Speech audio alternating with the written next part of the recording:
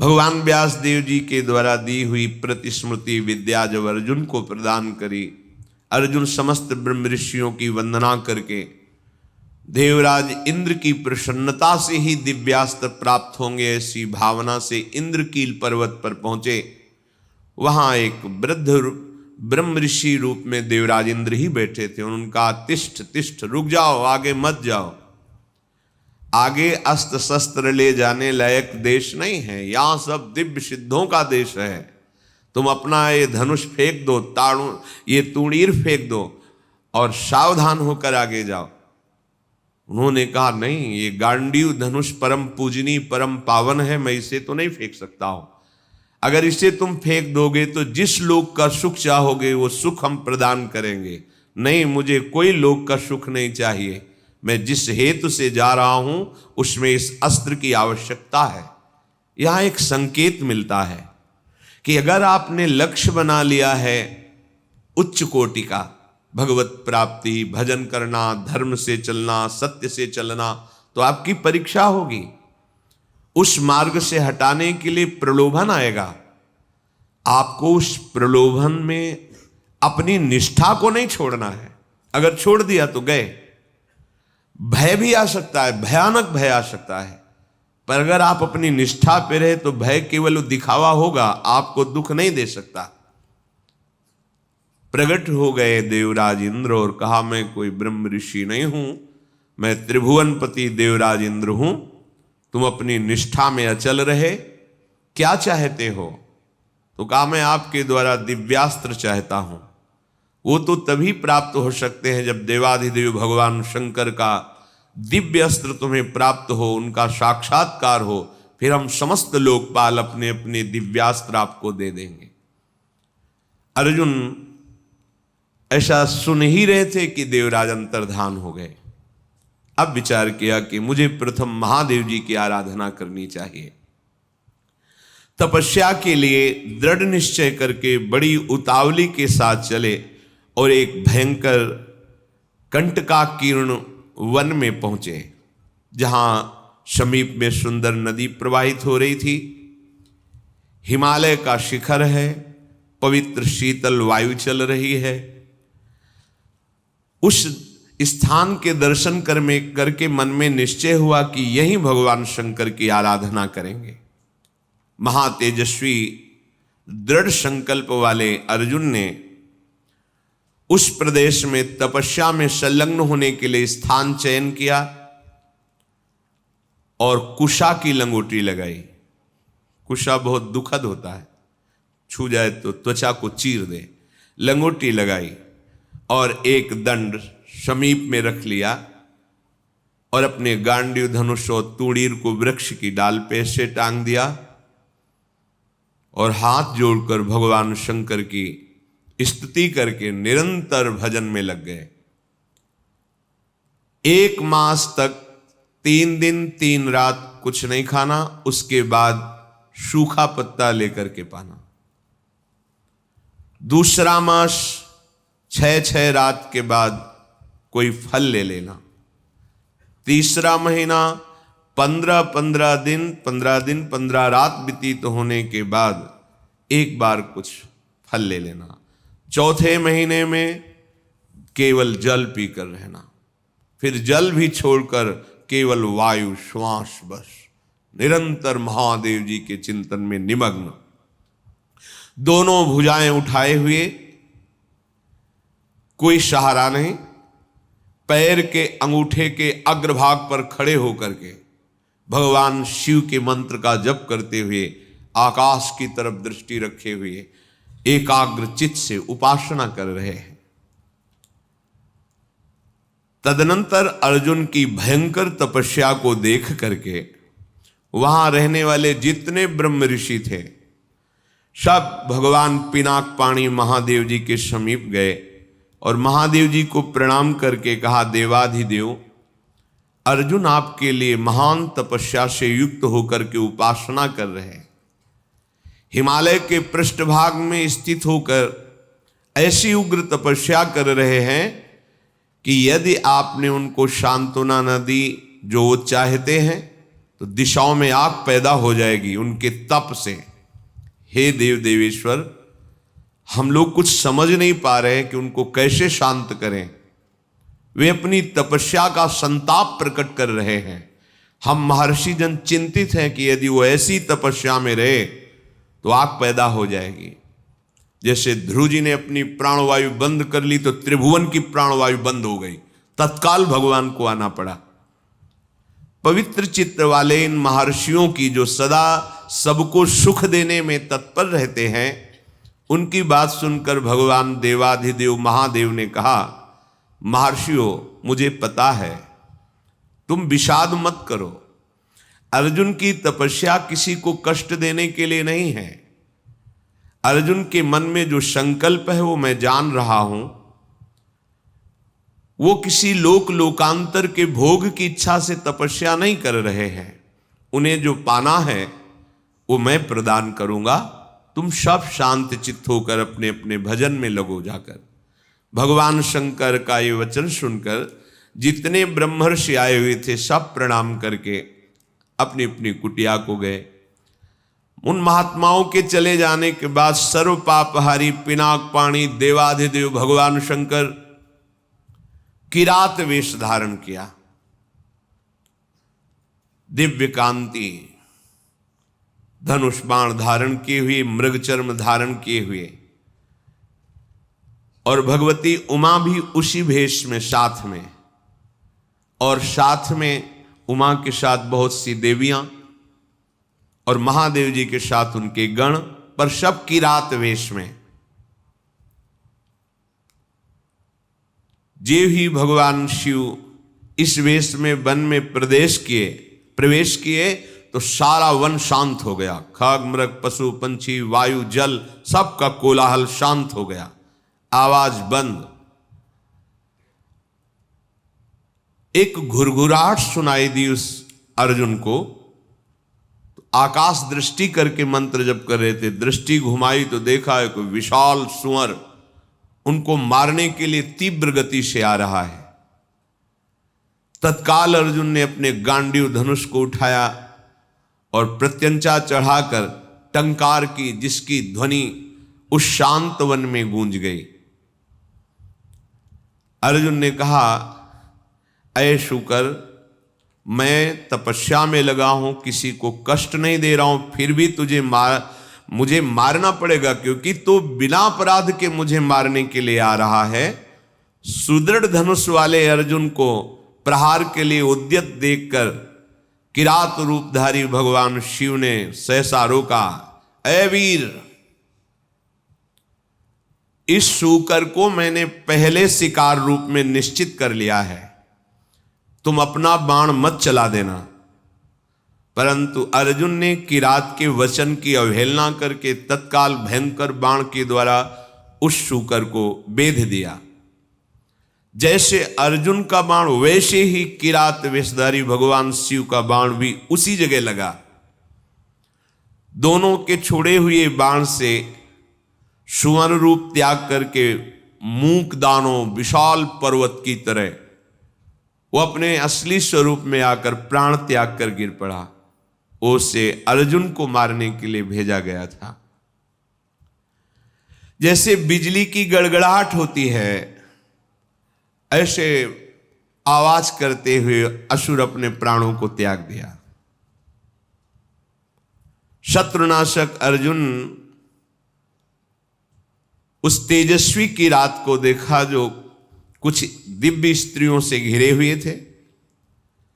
अर्जुन ने कहा, तुम कौन हो और यहां स्त्रियों के साथ क्यों घूम रहे हो? क्या आपको मालूम नहीं कि भयावह वन है? और क्या तुम्हें वन के सिद्धांत का भी ज्ञान नहीं है? जब मैंने लक्ष्य संधान कर दिया तो तुमने बाण क्यों मारा? ये मेरे पास आया था, मेरे को मारने के लिए आया था, मैंने इस पर बाण संधान किया, तो तुम मेरी वीरता का तिरस्कार करके इस पर बाण संधान क्यों किया? इसका उत्तर दो, नहीं तो मैं तुम्हें जीवित नहीं छोड़ूंगा। अर्जुन ने ऐसा किरात से कहा।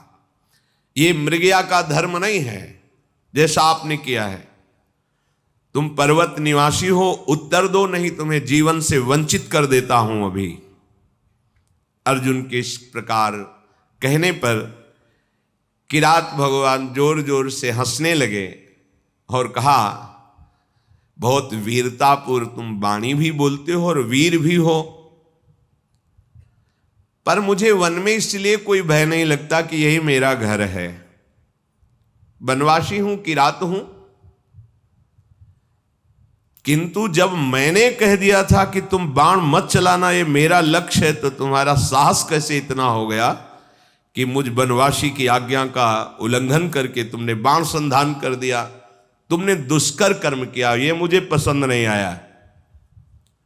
और तुम जो कहते हो कि मुझे जीवन से हाथ धोना पड़ेगा, तो पहले बल का निर्णय कर लेना चाहिए, फिर बाद में निश्चय होना चाहिए। तुमने हमारे बल का निर्णय तो किया नहीं। क्या तुम जानते हो हम में कितना बल है? किरात वेशधारी भगवान ने कहा। अर्जुन ने कहा, तुम्हारे जानने की हमें कोई आवश्यकता नहीं है, मुझे तुम जान लो। मेरा नाम अर्जुन है, मैं गांडीव धनुष को धारण करता हूं, और जब गांडीव मेरे हाथ में हो तो त्रिभुवन में कोई ऐसा नहीं जो मुझे परास्त कर सके। ये हिंसक रूप धारण करके दैत्य मुझे मारने आया था, मैंने इसे मार गिराया, अपराध आपका है। आपने मेरे लक्ष्य पर बाण क्यों मारा? किरात वेशधारी भगवान बोले, मैंने पहले रोका था और बाण संधान करके मैंने मारा है, और तुम मेरे सामने वीरता की बात करो, इसलिए लगता है कि मुझे तुम्हें दंड देना पड़ेगा। अर्जुन ने कहा, ऐसा कौन है त्रिभुवन में जो मुझे दंड दे? हमें लगता है कि तुम्हें प्राणों से कोई प्यार नहीं है, तुम्हें प्राणों से हाथ धोना पड़ेगा। भगवान ने कहा, तुम्हें बल का घमंड है क्या? तुम दूसरों को निर्बल समझते हो क्या? हमें लगता है तुम्हें शक्ति का और बल का गर्व है। तो धैर्यपूर्वक हमारे सामने तुम अपना बल प्रदर्शन करो, मैं खड़ा हूं।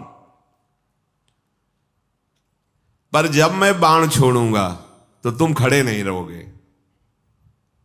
किरात की ये बात सुनकर अर्जुन को बड़ा क्रोध आया कि एक वनवासी किरात हमको ललकार रहा है।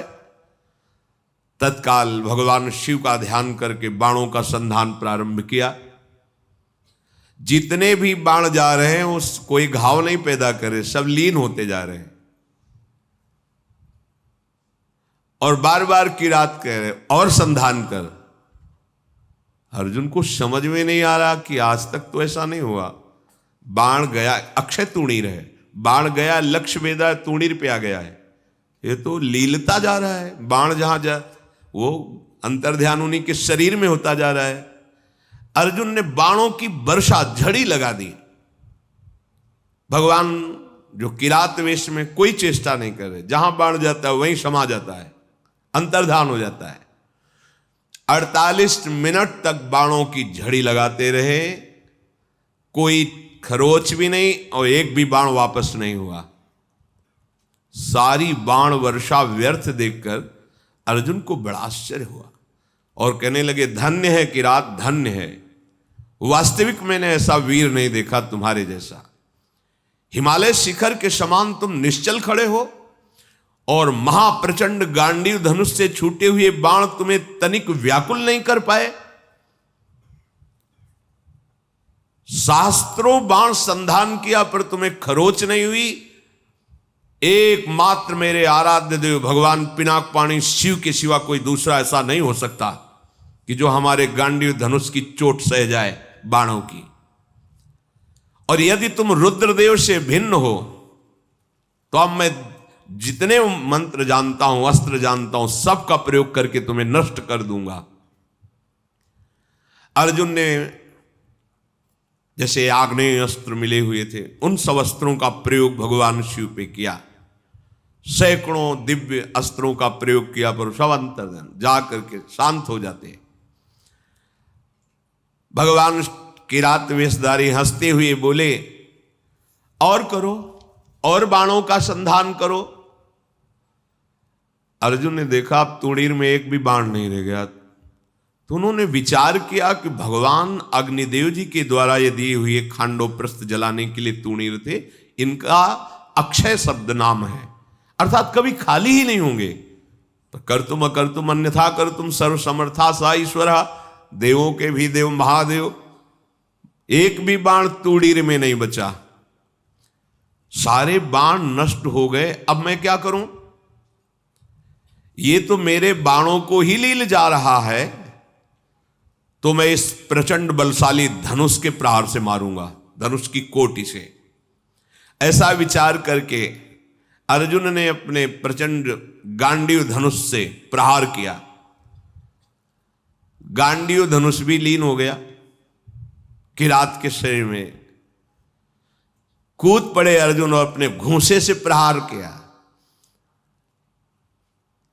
भगवान शिव शांत खड़े हैं। एक तलवार थी अर्जुन के पास जो पर्वतों को भी काट सकती थी। भगवान शिव पे मारा तो कुंठित होकर गिर गई, कहीं खरोच भी नहीं। बड़ा कि आखिरकार अब कैसे इन पर विजय प्राप्त करें। किरात रूपधारी जो भगवान थे, भगवान ने कहा भी वृक्ष है, शिला है, इनसे प्रहार करो। कुंती कुमार अपने बल से पर्वत की शिलाएं उठाकर प्रहार करते हैं, कोई फर्क नहीं। अब भगवान शिव ने कहा हो गया, अब हम प्रहार करते हैं, तुम सहो। दौड़ करके किरात ने अर्जुन को अपनी भुजाओं में फंसाया और मुष्टि प्रहार किया।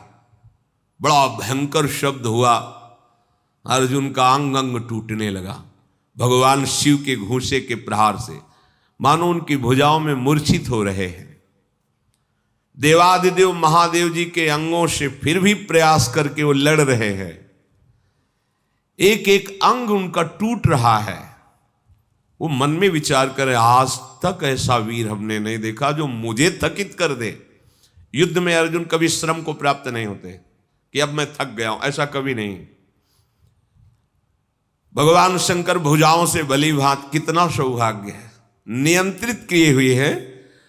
और अर्जुन को जहां मूर्छा छूटती तब फिर एक घूंसा जमाते हैं, फिर वो उंगली की भुजाओं में।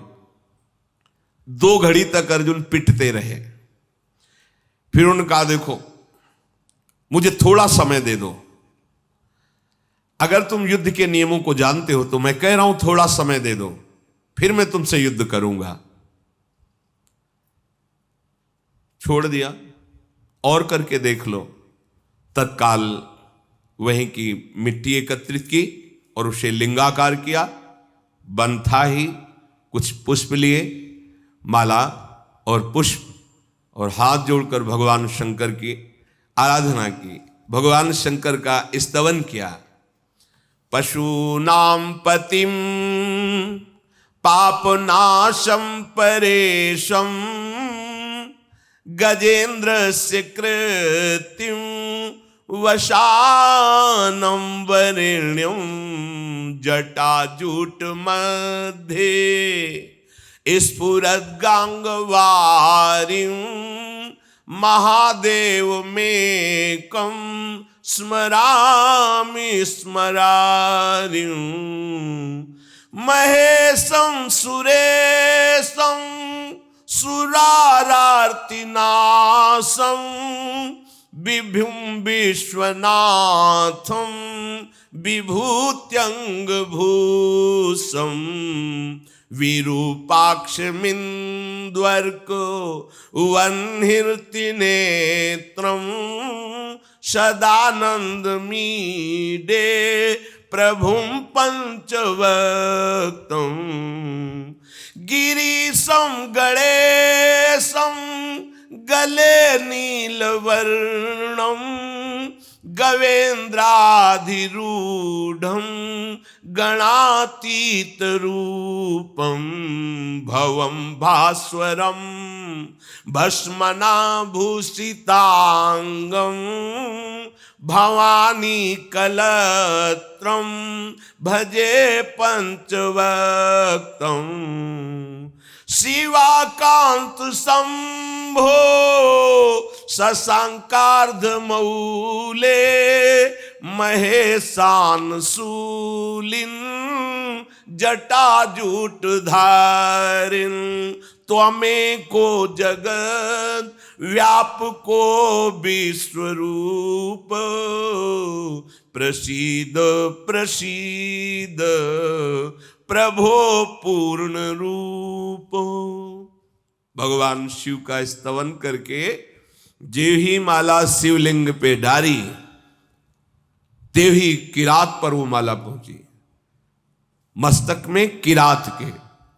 ओहो, ये देख करके अर्जुन आनंद से उल्लसित हो गए, साष्टांग चरणों में गिरे, बोले प्रभु यही मैं सोच रहा था कि ऐसा त्रिभुवन में कौन वीर है जिसकी भुजाओं में आकर मैं निकल ही नहीं पाया, जिनके प्रहार से मेरे अंग अंग शिथिल हो गए। किरात रूपधारी भगवान शिव के चरणों में अर्जुन पड़े हुए, भगवान शिव ने अपनी महान भुजाओं से उठाया। सर्व पापहारी भगवान भव अर्थात महादेव बहुत प्रसन्न हुए और गंभीर वाणी में कहा, अर्जुन कोई ऐसा है ही नहीं तुम्हारे जैसा वीर जो मेरी भुजाओं के प्रहार को सह सके। तुम्हारा पराक्रम, तुम्हारा शौर्य, तुम्हारा धैर्य अद्वितीय है, मैं बहुत प्रसन्न हुआ। मेरा स्पर्श सबको सहज में नहीं प्राप्त होता है, मेरा स्पर्श प्राप्त हो गया। अब तुम्हारा शरीर दिव्य है, अब तुम इसी शरीर से जिस लोक में चाहो जा सकते हो। तुम्हारा तेज कोई सह नहीं सकता है, आज से तुम्हारा पराक्रम अद्वितीय है। महाबाहो मेरी ओर देखो और प्रसन्न हो, देखो मैं तुम्हें दिव्य दृष्टि देता हूं, तुम मेरे स्वरूप को देखो। भगवान शिव ने जब ऐसा कहा तो अर्जुन के सामने अब किरात रूप नहीं, देवाधिदेव महादेव जो किरात वेश में स्त्री स्वरूप में साक्षात त्रिभुवन सुंदरी अंबा और उनकी दासियां और भगवान शिव के गण, बार बार अर्जुन जी ने पूरे शिव परिकर को प्रणाम किया और कहा, तुम युद्ध में अपने शत्रुओं पर जो विजय चाहते हो तो आज के बाद कोई देवता भी तुम्हें परास्त नहीं कर सकता, मनुष्यों की तो बात जाने दो। मैं तुम्हारे हृदय की बात जानता हूं, तुम मुझसे क्या चाहते हो। लो विश्व विनाशक पाशुपतास्त्र मैं तुम्हें प्रदान करता हूं। ये वो अस्त्र है जिसको कोई भी अस्त्र कुंठित नहीं कर सकता और एक क्षण में पूरे त्रिभुवन को भस्म करने की सामर्थ्य मेरे इस अस्त्र में है, पाशुपतास्त्र। तदनंतर शूलपाणी भगवान महादेव जी और भगवती पार्वती जी के दर्शन करके अर्जुन को बड़ा आनंद प्राप्त हुआ। साष्टांग पृथ्वी पर लेटकर प्रणाम किया। अर्जुन बोले, हे जटाजूटधारी सर्वदेवेश्वर देवाधिदेव महादेव, भग देवता के नेत्रों का विनाश करने वाले नीलकंठ, आपके मस्तक पर जगत पावन करने वाली गंगा जी विराजमान हैं। प्रभु समस्त कारणों के परम श्रेष्ठ कारण आप हैं। मैं बहुत लज्जित हो रहा हूं। अपने स्वामी से युद्ध किया, अपने आराध्य देव से युद्ध किया, आप पर बाण संधान किया, कटुवचन बोले, धनुष से प्रहार किया, और भी नाथ मेरे अपराध को क्षमा कीजिए। मैं बहुत अंदर लज्जा से युक्त हो गया हूं। मैं आपके ही दर्शन की इच्छा लेकर इस महान तप से युक्त हुआ था। हे देव देवेश्वर, संपूर्ण जगत आपकी वंदना करता है और मैंने आप पर प्रहार किया, फिर भी आप प्रसन्न हैं। नाथ मुझे बहुत अंदर से लज्जा आ रही है। मैंने जो आपके सामने साहस दिखाया ये मेरा अपराध है। प्रभु अनजाने में मेरे से अपराध बन गया। हे शंकर, मैं आपकी शरण में हूं, मेरी धृष्टता को क्षमा कर दीजिए। महातेजस्वी भगवान वृषभध्वज ने अर्जुन का हाथ पकड़ा और हंसते हुए का अपराध थोड़ी है, कोई मैं शिव रूप से तुम्हारे सामने थोड़ी था। मैं तो किरात रूप से था, तुम्हारा कोई अपराध नहीं, वीर का यही धर्म है। फिर भगवान शिव ने दोनों भुजाओं से खींचकर जेवी हृदय से लगाया तो जितने अर्जुन की पीड़ा और घाव थे सब शांत हो गए। देवादिदेव महाजी बोले, अर्जुन तुम भगवान श्री कृष्ण के शरणागत और प्रिय सखा हो, मैं तुमसे बहुत प्यार करता हूं। जो भगवान श्री हरि का भजन करते हैं, भगवान शंकर अहेतुकी कृपा उन पे अपने आप करते हैं। और जो भगवान शंकर की आराधना करते हैं, हरि अहेतुकी कृपा अपने आप करते हैं। कभी ऐसा भ्रम किसी को नहीं होना चाहिए कि हम हरि के उपासक हैं तो भगवान शंकर की थोड़ी भी न्यूनता या अवहेलना करें। नहीं, भगवान श्री हरि कहते हैं, शिवद्रोही मम दास कहावा, सो नर मोहि सपने नहीं भावा। कभी ऐसी गलती नहीं। और जो भगवान शिव का उपासक है वो कभी वैष्णवों की, हरिजनों की या हरि की कभी थोड़ी सी भी अवहेलना या निंदा ना करे कि हमें भगवान शंकर के बल से ऐसा। नहीं तो भगवान शंकर ही दंड दे देंगे, वही दंड दे देंगे। काकभूषण जी ने तो यही किया ना। गुरु बार बार उनको समझा रहे थे कि हरि और हर में कोई भेद नहीं है, लीला के लिए दो रूप हैं, पर वो ये नहीं मानते।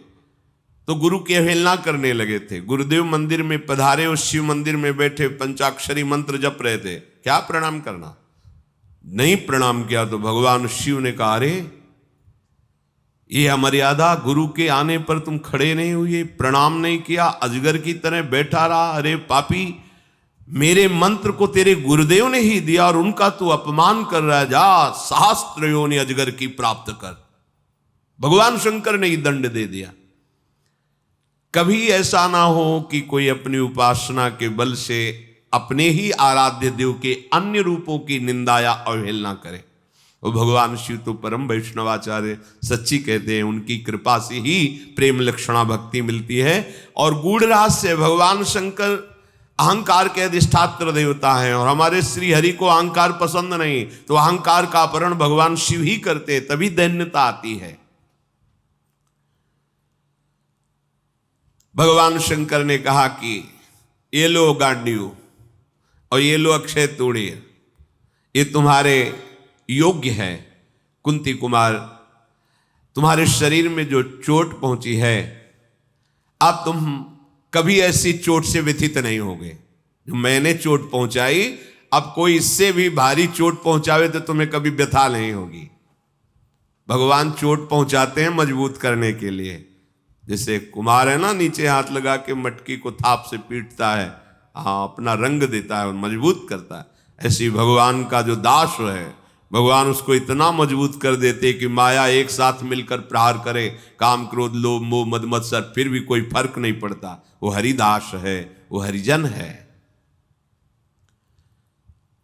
पार्थ, तुम्हारा पराक्रम यथार्थ है, इसलिए मैं तुम पर बहुत प्रसन्न हुआ। मर्तलोक में या स्वर्गलोक में या अन्य लोक में अब कोई भी ऐसा नहीं जो तुम पर विजय प्राप्त कर सके। तो भगवान का भक्त त्रिभुवन विजेता होता है। यहां से लेकर ब्रह्मलोक तक कोई उसे परास्त नहीं कर सकता। ब्रह्मा जी भी नमस्कार करते हैं जो भगवान के सच्चे भक्त होते हैं। अर्जुन बोले, देवाधिदेव प्रभु, ये जो आपने भयंकर दिव्यास्त्र दिया है, इसको मैं धारण कर सकूं, इसका संवरण कर सकूं, इसकी क्या विधि है, आप कृपा करके मुझे प्रदान कीजिए। कोई भी दानव, राक्षस, भूत, पिशाच, गंधर्व, नाग, कोई भी हो, इस अस्त्र को हाथ में लेते ही वो भस्म हो जाएगा। ये भगवान शिव का दिव्य अस्त्र है।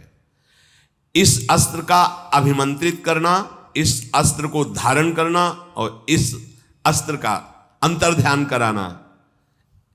जो ही इस अस्त्र को अभिमंत्रित किया जाता है तो इस अस्त्र से हजारों लाखों त्रिशूल, भयंकर विषधारी सर्प और भयंकर गदा और भयंकर विषैले बाण प्रकट हो जाते हैं। कोई जीत ही नहीं सकता है। ये भगवान शिव का अस्त्र है। भीष्म, कर्ण, कृपाचार्य, कटुभाषण करने वाला कर्ण, ये सब क्या है? इस अस्त्र के सामने। भगवान पशुपति महादेव जी ने पांडव कुमार अर्जुन को धारण करना, प्रयोग करना, उपसंहार करना, ये विधि बताई। भगवान शिव ने कहा इस मेरे अस्त्र को धारण करना, प्रयोग करना, उपसंहार करना न देवराज इंद्र जानते हैं, न यमराज जानते हैं, न कुबेर जानते हैं, न वरुण जानते हैं, न वायु देवता जानते हैं, फिर साधारण मानव की तो बात ही क्या है। हे कुंती कुमार, पर तुमको मैं सावधान करता हूं, किसी मर्द पुरुष पर इसका प्रयोग मत करना।